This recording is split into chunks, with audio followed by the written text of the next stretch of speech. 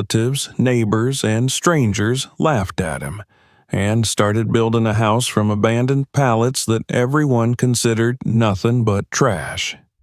No one believed the house would last even a month, but what he built in the end left everyone speechless. Subscribe to the channel and write in the comments which city or country you're watching this video from. Before the forest, before the pallets, before the silence that would later become his refuge, the man's life unfolded in places that never truly belonged to him. His mornings began in rooms that carried the lingering presence of other people's decisions. The walls were thin, the floors creaked with unfamiliar memories, and the air always felt borrowed. Every object he owned fit into a few bags, not because he preferred simplicity, but because permanence had never been offered to him.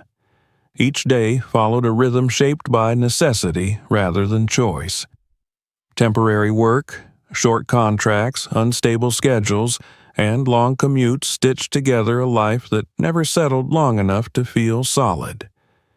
He moved through the city like someone constantly passing through, even after years of staying in the same places. Apartments changed, neighborhoods shifted, faces blurred, but the underlying pattern remained unchanged. Rent rose faster than his income. Promises of stability evaporated into polite rejections. Applications disappeared into silence. Offices smiled during interviews and closed their doors afterward. Every attempt to secure something lasting ended the same way, with an unspoken message that he was acceptable only in fragments, never as a whole person worthy of trust. He was not careless with money, nor irresponsible with time. He worked harder than most, often taking on physically demanding jobs that left his hands raw and his body aching. Yet, effort alone never translated into progress. Each step forward seemed to trigger an invisible force that pushed him back into the same narrow margins.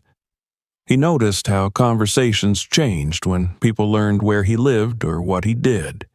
The tone softened, the expectations lowered, and assumptions quietly settled around him like dust. He became accustomed to being seen as someone who would always manage, but never truly succeed. Family gatherings amplified this sense of invisibility. There, his life was measured against others with ruthless efficiency. Success was defined narrowly and without mercy. Ownership, stability, status, and visible comfort were the only currencies that mattered. His choices were framed as mistakes, his persistence interpreted as stubbornness, his refusal to settle for less treated as foolish pride. Advice came disguised as concern, but it carried the weight of judgment. He listened, nodded, and absorbed it all without protest, not because he agreed, but because resistance only reinforced their certainty that he was lost. Neighbors and acquaintances mirrored the same quiet dismissal. Smiles were polite, curiosity shallow, respect conditional. He felt it when landlords hesitated, when contracts ended without explanation, when people spoke around him rather than to him. There was always an unspoken ceiling above his head, one he was never invited to challenge. Over time, this constant pressure reshaped the way he moved through the world. He learned to keep his expectations low, his plans vague, and his dreams carefully hidden. The breaking point did not arrive as a dramatic explosion, but as a slow accumulation of small humiliations. Another rejection, another reminder that his efforts were not enough, another moment where his worth was quietly questioned. One evening, standing in a borrowed room surrounded by borrowed space, he understood with startling clarity that nothing would change if he continued asking permission to exist. The system he was navigating had no place prepared for him beyond survival. Everything else would require a different path entirely. That realization forced him inward. He began to examine what he truly wanted, stripped of what others expected or approved of. He did not crave luxury or recognition. He did not dream of excess or validation. What he wanted was something far more basic and far more radical. He wanted control over his own space. He wanted to wake up without fear of eviction, without the weight of judgment pressing against the walls. He wanted silence, stability, and the dignity of building something that could not be taken away because someone decided he no longer qualified to stay. The idea of a home had always seemed distant, reserved for those with resources and approval. Yet, as he walked through industrial districts and back alleys, he noticed something that others ignored. Wooden pallets stacked behind warehouses, discarded without a second thought. Thousands of them, weathered but intact, treated as waste simply because they no longer served their original purpose. To most people, they were obstacles or debris. To him, they began to resemble opportunity. He studied them closely, noticing their structure, their strength, the way they bore heavy loads every day without complaint. He researched quietly, observing how wood behaved over time, how it could be reinforced, protected, repurposed. He read, watched, learned, and tested small ideas in his mind. The more he understood, the clearer it became that these discarded objects were not symbols of failure, but of resilience. They had carried weight, endured pressure, and been abandoned not because they were broken, but because they were no longer convenient. The parallel was impossible to ignore. Like the pallets, he too had been useful, reliable, and persistent, yet easily dismissed once his presence no longer fit a preferred image. That realization transformed the idea from curiosity into purpose. Building with pallets was not about saving money alone. It was about reclaiming value from what the world chose to discard. It was about proving, first to himself, that worth did not depend on permission. He did not announce his plan. There was no dramatic declaration, no attempt to convince anyone. He understood that explaining would only invite laughter and resistance. Instead, he prepared quietly. He gathered tools, planned routes, mapped out places where pallets were thrown away. He calculated what he could carry, what he could store, and how long it might take. Each step brought him closer to a decision that felt both terrifying and inevitable. The forest entered his thoughts not as an escape from society, but as a boundary where its rules weakened. He searched for a place far enough to offer solitude, yet accessible enough to survive.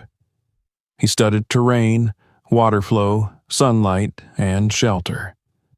This was not a romantic retreat. It was a calculated move toward independence. The forest did not promise comfort, but it offered honesty. There, failure would be his alone, not imposed by someone else's expectations. When he finally left the city, he did so quietly. No farewell, no explanation, no dramatic gesture. He took only what he needed and what he trusted. The absence of noise felt unsettling at first. Without constant judgment and distraction, he was forced to confront himself fully. The silence magnified every doubt and every hope. Yet, with each passing day, it also began to loosen the grip of the voices that had followed him for so long. Word spread quickly, distorted by ridicule. People spoke of a man building a house out of trash deep in the woods. The story became a joke before it became a fact. Photos circulated, taken from a distance, framed to exaggerate the mess and minimize the intention. Laughter followed, fueled by the comfort of feeling superior. Relatives shook their heads, neighbors smirked, strangers commented without context. The narrative was simple and cruel. He had finally lost his mind. He heard about it, of course. News travels faster than effort. But by then, something inside him had shifted. The laughter no longer defined him. It became background noise, distant and powerless. Each pallet he carried into the forest felt like a quiet rebuttal. Each decision made without asking approval strengthened his resolve. He accepted the mockery as part of the cost, understanding that freedom rarely arrives without misunderstanding. As the forest slowly began to fill with stacked wood and deliberate order replaced chaos, the first chapter of his transformation settled into place. The man who once waited for permission was gone. In his place stood someone willing to endure isolation, judgment, and uncertainty for the chance to build a life on his own terms. The laughter continued, but it no longer reached him the same way. Ahead lay exhaustion, failure, and hardship, but also something he had never truly possessed before: the possibility of a future shaped by his own hands. The silence of the forest did not erase the weight of the city all at once. It lingered in his movements, in the way he paused before every decision, still half expecting someone to interrupt, correct, or judge him. But work has a way of reshaping thought. As soon as the first pallets were stacked near his chosen clearing, his mind shifted from reflection to execution. The idea was no longer abstract. It demanded discipline, structure, and endurance. If the first chapter of his escape had been emotional, this one was relentlessly practical. He approached the collection of pallets with the seriousness of a logistical operation rather than scavenging. Every trip back toward industrial zones and warehouses was planned with care. He learned which places replaced their pallets weekly, which stores left them exposed to rain, and which discarded them in bulk after deliveries. Timing mattered. Arriving too early meant suspicion.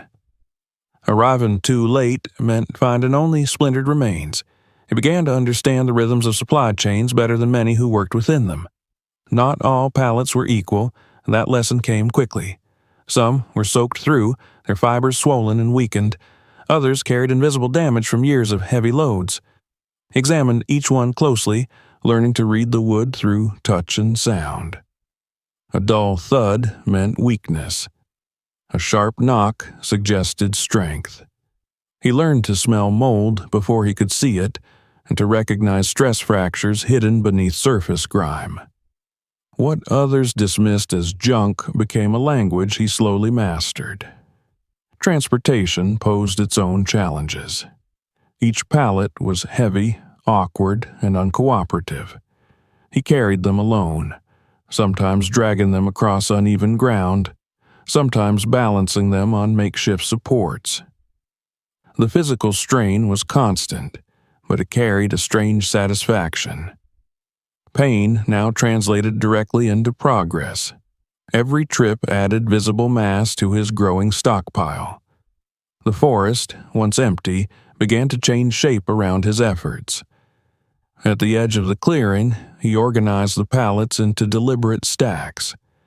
Those destined for walls were separated from those meant to be dismantled. The straightest ones were reserved for structural elements. Damaged pieces were stripped down into usable boards. This order was not aesthetic. It was survival. Confusion wasted energy, and wasted energy could become dangerous when working alone, far from help. Alongside the growing stacks of wood, he built a temporary camp. It was crude but functional, designed to protect him rather than impress. A simple shelter shielded him from rain and wind. A small, controlled heat source provided warmth without risk. Tools were arranged with care, repaired when possible, replaced only when absolutely necessary. Each object earned its place through usefulness alone. Living this close to the land forced him to reconsider habits he had once taken for granted. Water had to be collected and stored thoughtfully. Food had to be planned to avoid waste and spoilage. Clothing needed to dry quickly and protect against injury. Nights brought unfamiliar sounds, reminders that the forest operated by rules older and less forgiving than those of the city. He learned to move carefully, to listen before acting, to respect boundaries that could not be negotiated. Safety became a constant calculation. A single mistake could mean injury with no immediate help. He adjusted his pace, refusing to rush despite the pressure of time and weather. Each cut, each lift, each step was deliberate. This caution did not slow him as much as it refined him. The work became steady, almost meditative, and through it his confidence grew.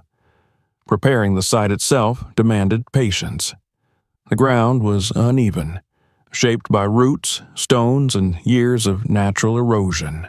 Rather than forcing it into submission, he worked with it. He cleared only what was necessary, preserving trees that offered wind protection and shade. He studied how water moved through the area after rain, marking where it pooled and where it drained naturally. These observations guided his decisions more than any blueprint could. The foundation presented one of his earliest true tests. Without access to traditional materials or machinery, he had to invent a solution from what he could find and carry. Stones were gathered and positioned carefully. Supports were leveled by hand, checked repeatedly, adjusted again and again. This was slow work, frustrating at times, but essential. A weak base would doom everything that followed. As the outline of the future structure took shape, he began to imagine how space would function rather than how it would look. He thought about heat flow, movement, storage, and light. Where would warmth collect in winter? Where would moisture threaten the wood? How would he move through the space during long, cold nights? These considerations transformed the project from a shelter into a home, even before walls existed. Meanwhile, the world he had left behind continued to react.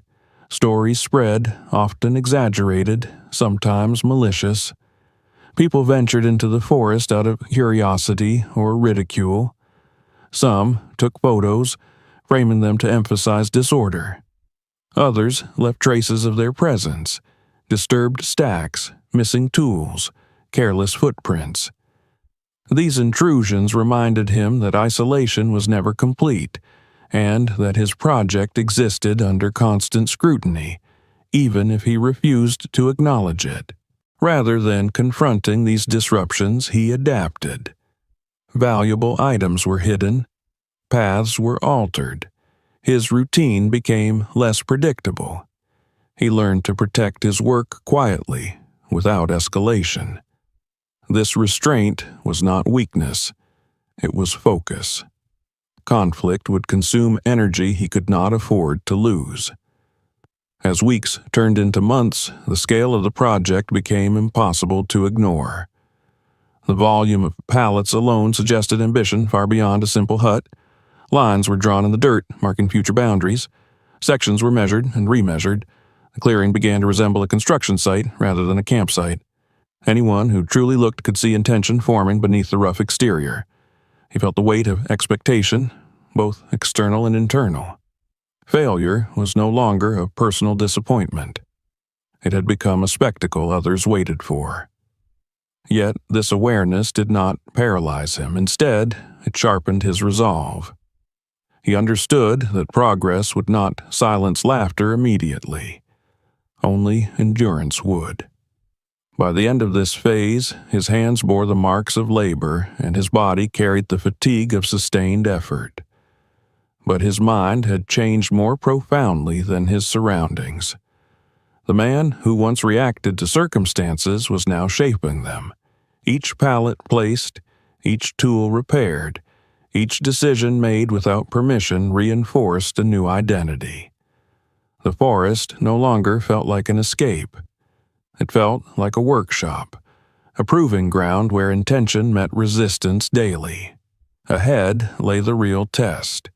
Building upward would expose every weakness, every miscalculation.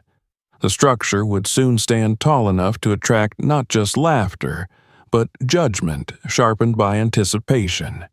And when the first walls rose, the project would face its earliest and most painful failures. By the time the first walls began to rise, the forest had already learned his presence. Paths had formed where his boots passed daily. The clearing bore the marks of intention rather than accident. Stacks of pallets stood like silent witnesses to weeks of preparation, and the ground beneath them carried the imprint of careful planning. What had begun as an idea now demanded proof. The moment for theory had passed. Wood had to stand against gravity, weather, and doubt. The earliest sections of the frame came together slowly and awkwardly. From a distance, the structure looked ungainly, almost embarrassing. The pallets varied in color and texture, some darker from age, others pale and rough, creating a patchwork that invited ridicule. The lines were imperfect. The angles resisted symmetry. Temporary supports leaned at odd directions, holding up sections that seemed uncertain of their own purpose. Anyone stumbling upon the site at this stage would have seen only chaos disguised as effort. He saw something else entirely. He understood that the first form of anything honest is rarely beautiful. The early shape of the house was not meant to impress, but to endure. Each pallet was positioned with intention, reinforced where weakness revealed itself, adjusted when alignment drifted. He moved slowly, often stepping back to observe, then returning to correct small deviations before they multiplied into fatal flaws. The physical difficulty increased immediately. Lifting pallets alone required careful leverage and patience. One wrong move could twist a joint or send the entire section crashing down. He devised simple systems of ropes and supports, learning to use his body efficiently rather than forcefully. Every success was earned inch by inch, and every error carried immediate consequences. As the walls climbed higher, new problems emerged. The combined weight of the pallets stressed the foundation in ways he had only partially anticipated. Small shifts in the ground translated into visible lean above. He corrected constantly, bracing, redistributing load, reinforcing joints. The structure resisted his attempts to impose order, reminding him that material has memory and limits. Fasteners became a constant concern. Cheap nails bent or loosened under pressure. Screws stripped or snapped. Each failure forced him to reconsider how pieces connected, how stress traveled through the frame. He began thinking less like a scavenger and more like a builder, tracing imaginary lines of force through wood and joint, imagining how wind and weight would interact long before they arrived. Angles proved particularly unforgiving. Corners that appeared solid at first revealed subtle weaknesses as the structure expanded. He tore down and rebuilt sections repeatedly, each time learning something new. Frustration followed him closely, but it no longer controlled him. Every correction felt like progress, even when it erased hours of work. The first serious confrontation with weather arrived without warning. Rain fell steadily for hours, turning the ground soft and unstable. Water pooled where he had misjudged drainage, seeping beneath supports and weakening their grip. As wind joined the rain, the incomplete walls began to shift. The sound of stressed wood echoed through the clearing, a warning he could not ignore. That night, part of the structure failed. A section he believed secure gave way under combined pressure, collapsing with sudden violence. The noise cut through the forest, followed by silence heavier than the impact itself. He stood alone, soaked and exhausted, staring at the wreckage. Broken pallets lay scattered, their promise temporarily undone. It was the moment everyone had predicted, the proof others waited for. The emotional weight of that failure pressed harder than the physical loss. He felt the familiar echo of voices that had doubted him from the beginning, the laughter, the dismissive comments, the certainty that he would fail. In that moment, the forest seemed to hold its breath, waiting to see whether he would finally accept their judgment. He did not leave. Instead, he worked through the night, not rebuilding, but dismantling what remained unstable. He separated salvageable pieces from those too damaged to trust. He cleaned the site, restoring order from chaos. There was no dramatic defiance in his actions, only quiet determination. The collapse had not ended the project. It had clarified it. When dawn arrived, he examined the foundation with new eyes. Weaknesses revealed themselves plainly now. Supports needed reinforcement. Weight distribution required adjustment. The structure demanded respect rather than optimism.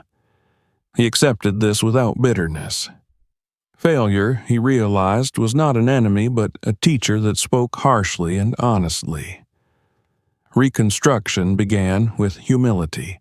He lowered sections rather than raising them, strengthening before expanding. Diagonal bracing appeared where none existed before. Joints were doubled, connections layered.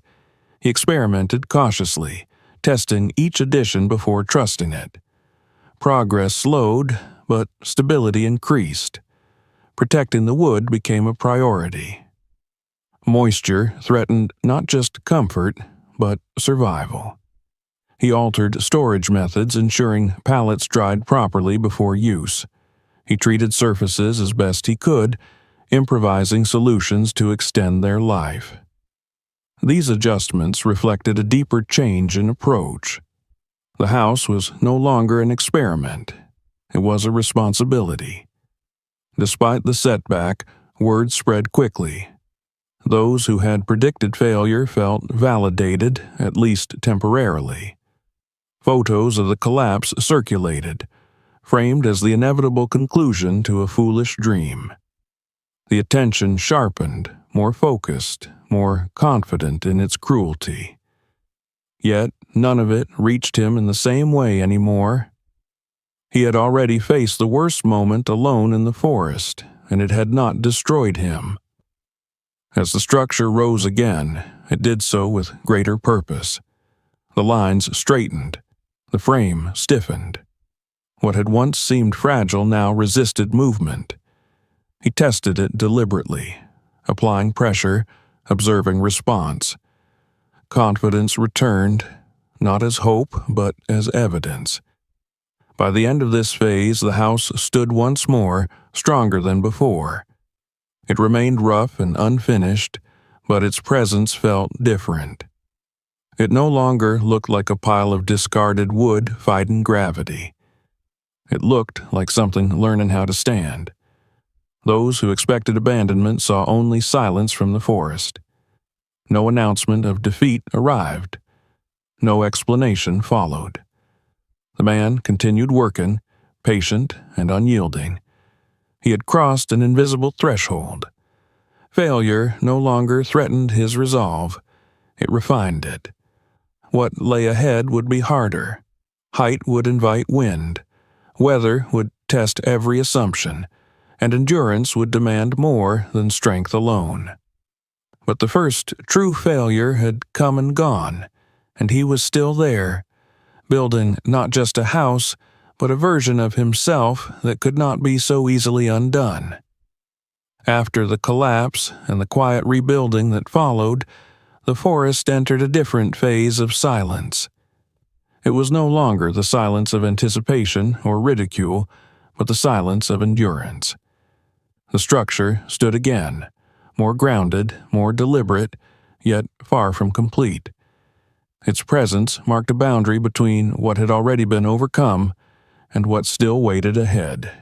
This was the stage no one spoke about, the stretch where enthusiasm vanished and only persistence remained. The physical toll began to accumulate in ways he could not ignore. His hands bore deep cuts and hardened calluses that never fully healed before being reopened. His shoulders ached constantly, stiff in the mornings, slow to warm. Each movement carried the memory of strain. He learned to work through pain not by denying it, but by acknowledging it and adjusting. He took longer breaks, moved more carefully, and listened to the limits of his body, understanding that recklessness would end everything he had built. Nights grew colder, and the temporary shelter offered only partial protection. Wind found its way through seams, rain drummed endlessly on makeshift coverings, and dampness crept into his clothes and bones. Sleep came in fragments. He woke often, checking the structure instinctively, listening for unfamiliar sounds. In those moments of half-consciousness, doubts surfaced with renewed intensity. Without distraction, the mind wandered freely, revisiting every insult, every warning, every prediction of failure. Psychological pressure pressed as heavily as physical exhaustion.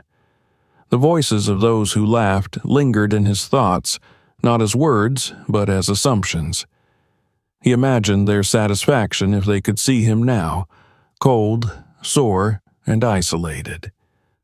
The temptation to walk away appeared unexpectedly, not as a dramatic surrender, but as a quiet suggestion that no one would blame him for stopping. That suggestion was more dangerous than open ridicule because it felt reasonable. What kept him from leaving was not pride or anger, but the clarity of his original intention. He did not come to the forest to impress anyone. He came to reclaim control over his life. Abandoning the project would not simply end a construction effort, it would confirm the belief that he could only survive, never build. That realization anchored him during the worst moments. Resources dwindled steadily. Fasteners ran low. Protective materials were scarce. Tools wore down and broke. Each loss forced him to adapt. He learned to salvage metal from discarded objects, to straighten bent nails, to reuse materials others would throw away without hesitation. Old windows became light sources. Damaged doors transformed into structural panels. Pieces of scrap metal reinforced joints vulnerable to stress. Nothing was wasted without careful consideration. These improvised solutions revealed his growing ingenuity. What began as necessity evolved into a philosophy of use. He stopped seeing materials as limited by their original purpose.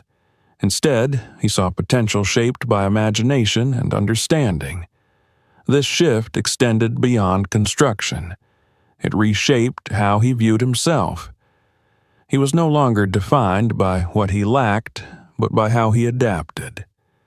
Living in the forest changed his relationship with nature in subtle but profound ways.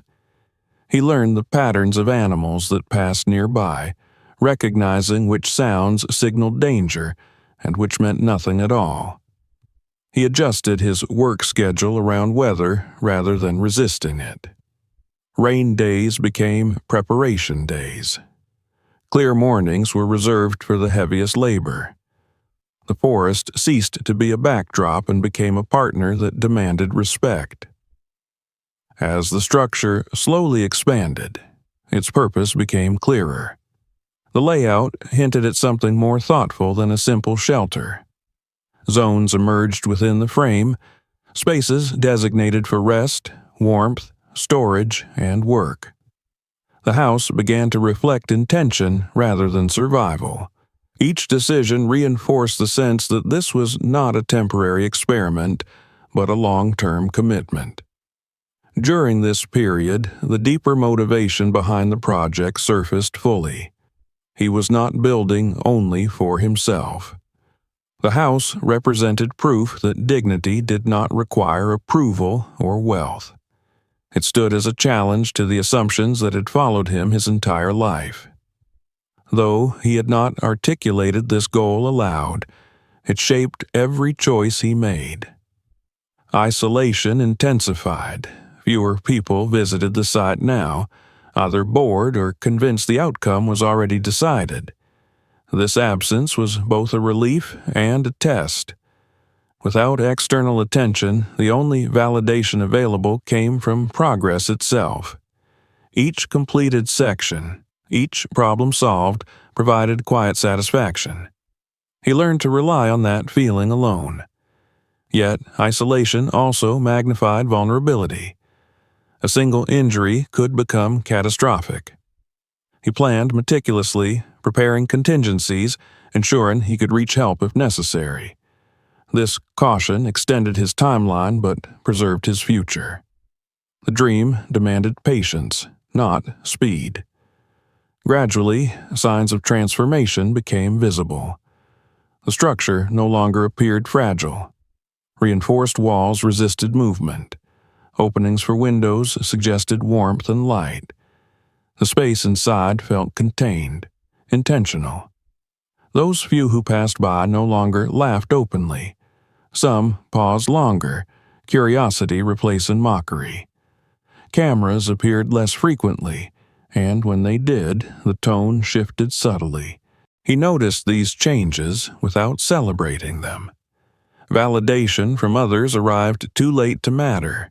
His focus remained fixed on completion. Each day he added small improvements, refining details invisible to casual observers, but essential to longevity.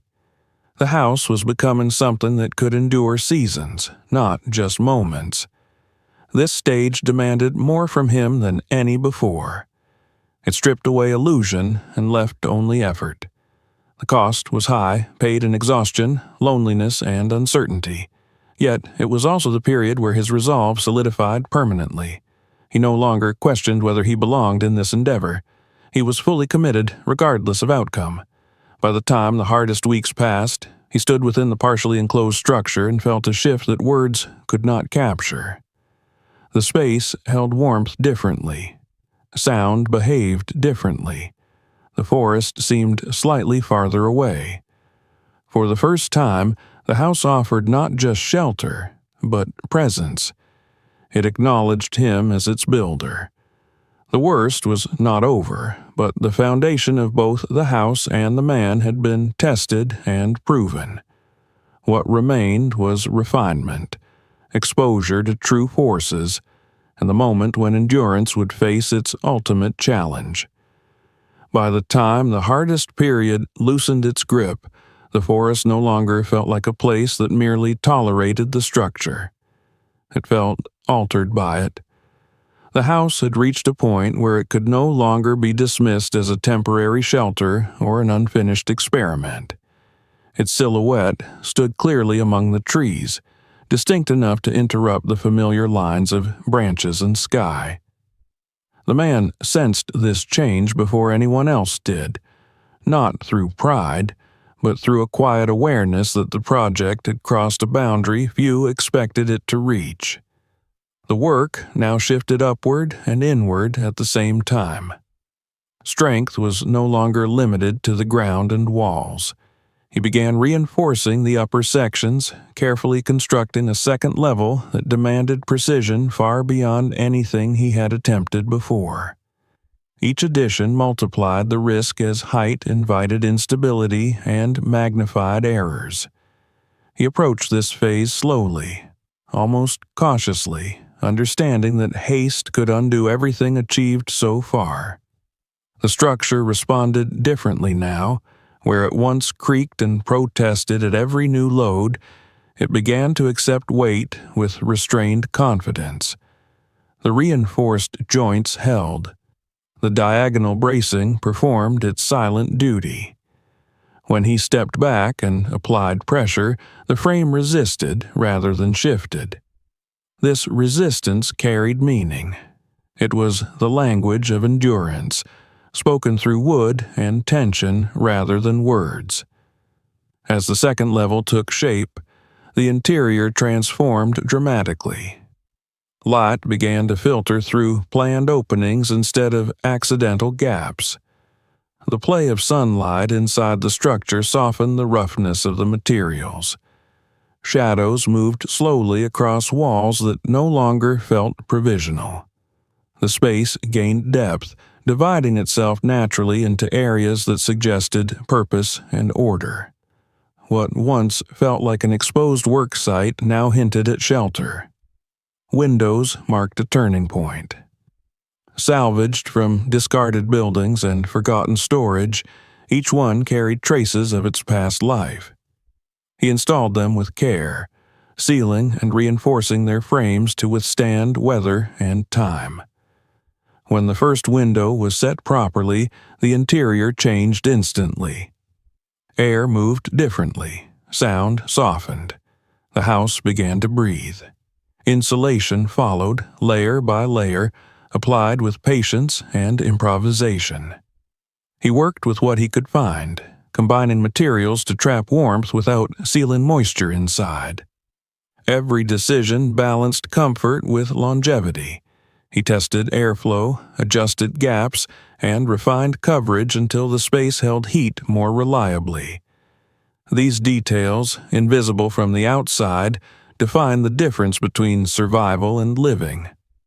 The threat of water remained constant. Rain tested the roof repeatedly, exposing weak points he addressed without delay.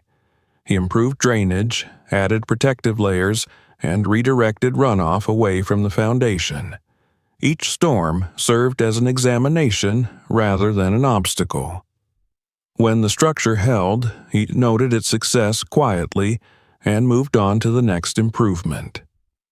Autonomy began to emerge gradually. He constructed a system to collect rainwater, filtering it through layers of repurposed materials until it was safe for use. Storage containers appeared, positioned carefully to maintain balance and accessibility. He introduced a heating solution designed to maximize efficiency while minimizing risk. Warmth became predictable rather than occasional. These developments changed the tone of the project entirely. The house no longer appeared fragile or desperate. It radiated intention. Its lines, though unconventional, felt deliberate. Anyone encountering it now paused longer, uncertain how to categorize what they were seeing. It defied easy labels. It was not traditional, yet it was not crude. It was not expensive, yet it was not cheap. The reaction from the outside world shifted accordingly. Visitors still arrived, but their behavior had changed. Laughter faded into silence. Phones remained lowered longer before recording. Some walked slowly around the structure, observing rather than mocking. Conversations quieted in its presence. The forest no longer echoed with ridicule, but with curiosity edged by disbelief. The man noticed these changes without seeking them. He did not greet visitors or explain his methods. He continued working as though unseen, focused on refining rather than defending his choices. Attention, once painful, now felt irrelevant. His relationship with the project had matured beyond external validation. Inside the house, the atmosphere grew calmer. Sounds from the forest softened, filtered through layered walls. Wind no longer whistled freely through cracks. Rain transformed from threat to background rhythm. For the first time, he experienced moments of stillness within a space shaped entirely by his own hands. This stillness brought clarity. He recognized how far the project had come, not in distance measured by time, but by transformation. What began as defiance had evolved into creation. What started as resistance had become mastery. The house reflected his internal journey as clearly as his external one. He remained cautious. Success, he knew, could invite complacency. He continued to test assumptions, reinforce weak points, and prepare for conditions yet to come. Winter loomed as a final judge, one that would expose every shortcut and oversight. He worked with that awareness constantly, refusing to celebrate prematurely. Yet, even with restraint, a quiet certainty settled in. The house had reached a stage where its existence alone challenged expectations. It stood as evidence that effort, patience, and adaptation could overcome scarcity and doubt. Those who once dismissed the project now struggled to reconcile their assumptions with reality. As the structure neared completion, the forest seemed to accommodate it naturally. The house did not dominate its surroundings. It integrated into them, reflecting light and shadow in ways that felt balanced rather than intrusive. It belonged, not because it conformed, but because it respected the space it occupied. The man continued working with steady resolve, aware that the most demanding test still awaited him. Weather would soon assert its authority fully. The house would face forces beyond human control. And in that confrontation, the project would either fail decisively or confirm what few dared to believe. For now, the impossible had already begun to look real. The shift from construction to confrontation happened quietly, almost politely, as autumn withdrew and the forest prepared itself for something harsher. The house stood nearly complete, solid in appearance and confident in posture, but nature had not yet delivered its verdict. What had been tested so far were assumptions, calculations, and endurance. What remained was the true examination, the one no human planning could fully anticipate. The season changed not with ceremony but with pressure. Cold arrived first, subtle and patient. Mornings grew sharper, breath visible in the air before the sun fully rose. Wood responded immediately, contracting and tightening, revealing faint sounds within the walls as materials adjusted to new conditions. The man listened closely, attentive to every creak and shift, interpreting them not as threats, but as information. Each sound told a story of stress, of balance, of where strength held and where it needed reinforcement. Wind followed, probing the structure with methodical persistence. It moved through the trees in waves, testing the house from multiple directions, seeking weaknesses the way water finds cracks. The walls resisted, absorbing force rather than deflecting it entirely. He observed how pressure traveled across surfaces, how certain corners bore more strain than others.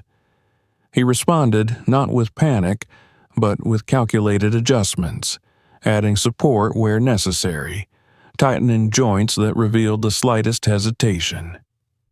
The first heavy storm arrived without warning.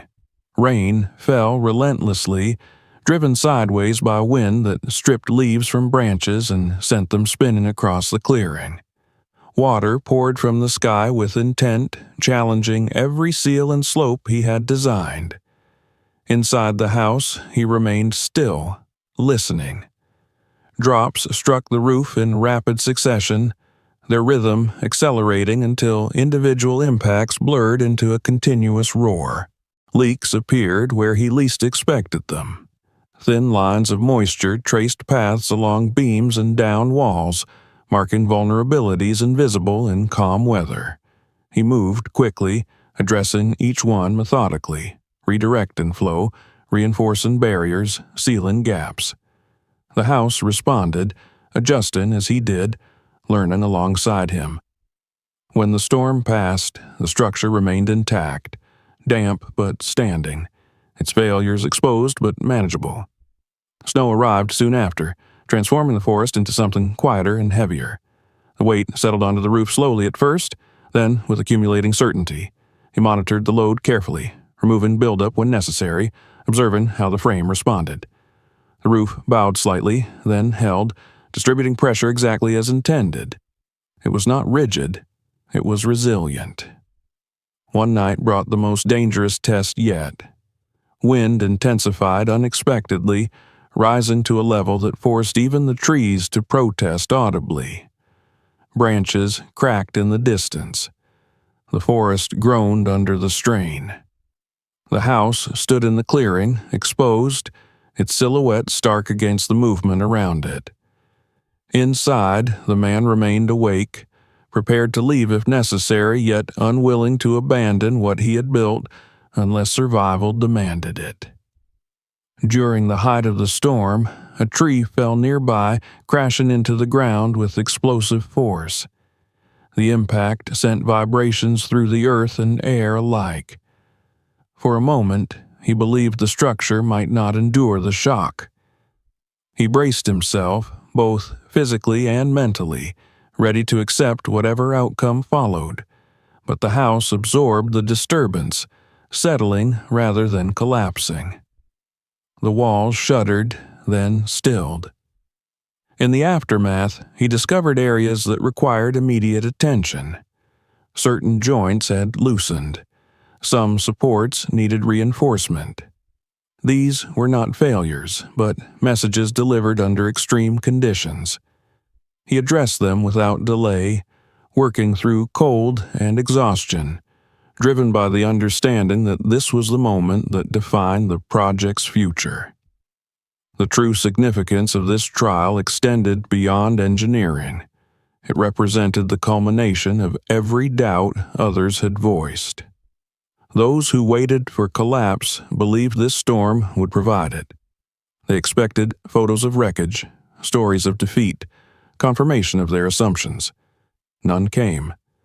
Instead, the house endured, scarred, adjusted, strengthened, but standing. The elements had tested not only wood and structure but resolve. And in that confrontation, both had proven capable. As the worst of the season passed, subtle changes occurred beyond the forest. Stories shifted tone, curiosity replaced certainty. People spoke less confidently about inevitable failure. The silence that followed carried weight. It was not admiration yet, but it was no longer mockery. Inside the house, warmth became consistent. Light reflected differently off snow-covered ground, filling the interior with a muted brightness. The man allowed himself no celebration, but he acknowledged the truth privately. The house had crossed the threshold from possibility to reality. What remained now was not survival, but recognition. Not from others necessarily, but from the project itself. The structure had revealed its character, and in doing so, reflected his own. The world had waited for collapse. What it received instead was proof. The forest, once a place of isolation, now held something unmistakable. A house that had faced the elements and remained. And a man who had done the same. After the storms passed and the forest settled into a quieter rhythm, the house remained, altered but unbroken. Snow lingered in shaded places. Water traced new but controlled paths around the foundation, and the structure bore subtle marks of its trial. These marks did not weaken it, they clarified it. The house now looked lived in, tested, proven. It no longer resembled an experiment waiting for judgment. It stood as a fact. The first video appeared online almost by accident. Someone who had followed the story casually returned to the clearing expecting to document damage, perhaps ruins. Instead, they found the house intact, solid, and unmistakably functional. The footage was unpolished and quiet, capturing long, steady shots rather than sensational angles. There was no commentary, no mockery, only disbelief lingering in the way the camera moved. That absence of ridicule spoke louder than any laughter had before. The video spread quickly, not because it was dramatic, but because it contradicted a narrative many had accepted without question. People shared it with brief captions that carried confusion rather than certainty. The house did not fit the ending they had predicted. It resisted simple interpretation, and that resistance drew attention. Soon, others arrived. Some came with professional curiosity, others with skepticism masked as interest. Journalists followed, then individuals with technical backgrounds who wanted to understand how a structure built from discarded materials had endured what many conventional homes struggled against. They walked the perimeter slowly, examining joints, testing stability, observing details that revealed careful thought rather than luck. The man did not guide them. He did not explain unless asked, and even then his responses remained minimal and practical. He described what worked, what failed, and what he changed. There was no attempt to impress, no effort to reclaim dignity through recognition. The house spoke more convincingly than he ever could. As scrutiny deepened, the first shock emerged. The structure was not merely standing, it was intelligently designed. Load distribution followed clear logic. Reinforcements were placed where stress demanded them.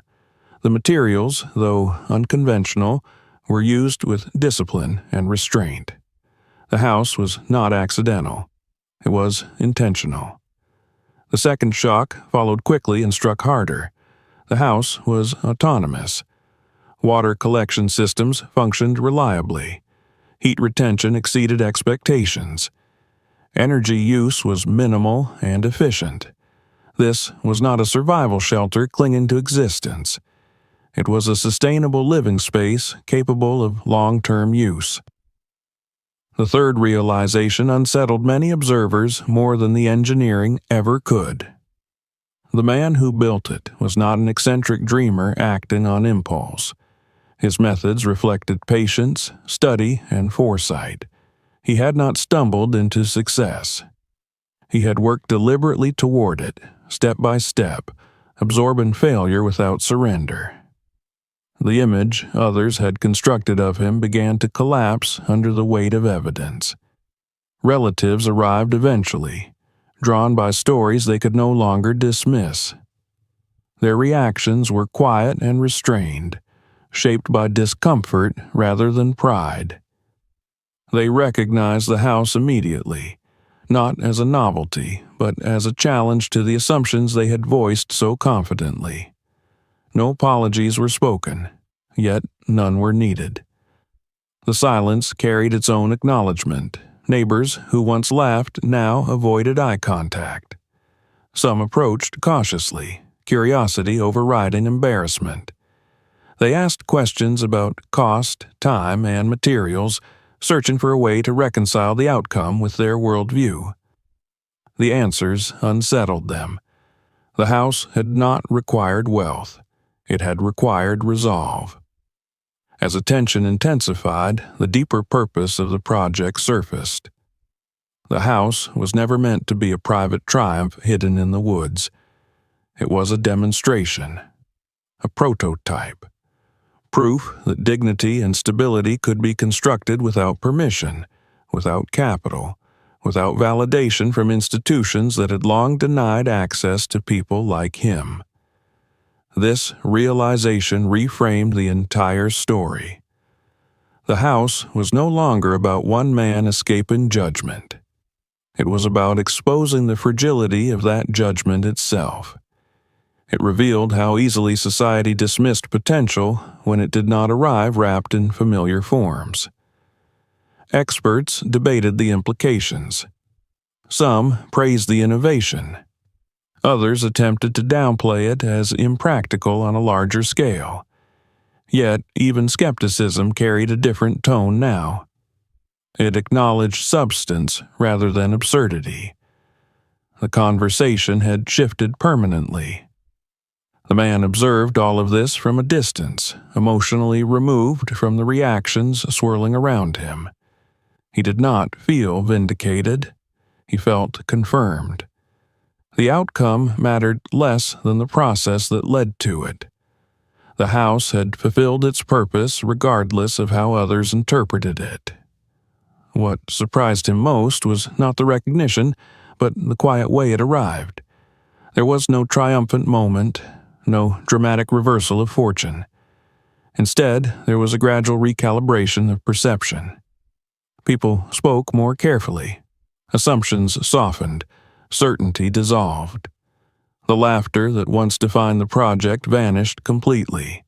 In its place stood a silence heavier than mockery ever was. That silence marked the collapse of certainty, the uncomfortable space where people were forced to confront their own limitations of imagination.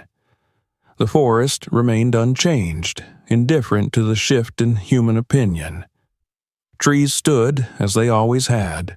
Wind moved through branches without regard for recognition or shame.